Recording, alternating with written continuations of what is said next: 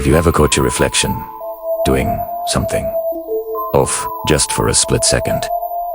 For me, it started subtly. I'd be brushing my teeth, and my reflection in the mirror would lift the toothbrush just a heartbeat after I did. I'd blink, and its eyelids would flutter a moment later. At first, I blamed it on tired eyes, stress, or the dim lighting in my bathroom. I even tried recording it, but on camera, everything looked perfectly normal. I told myself I was just being paranoid. Then it got weirder. The delay grew longer. It became a noticeable, unnerving lag, like watching a poorly dubbed movie. I started avoiding mirrors.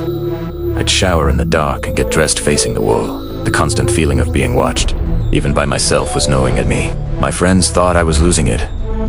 Maybe I was, but the fear felt so real.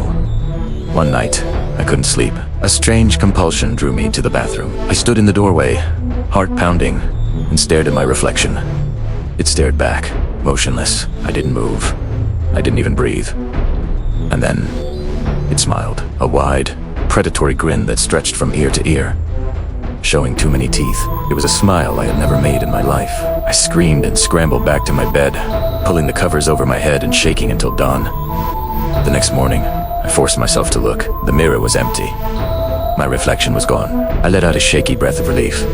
Maybe the nightmare was finally over. I turned around, and that's when I saw it. Standing by my window, wearing my clothes, was a figure that looked exactly like me, and it was smiling that same awful smile. It raised a hand and waved. "Good morning," it said, in my voice. The worst part, when I tried to scream, no sound came out.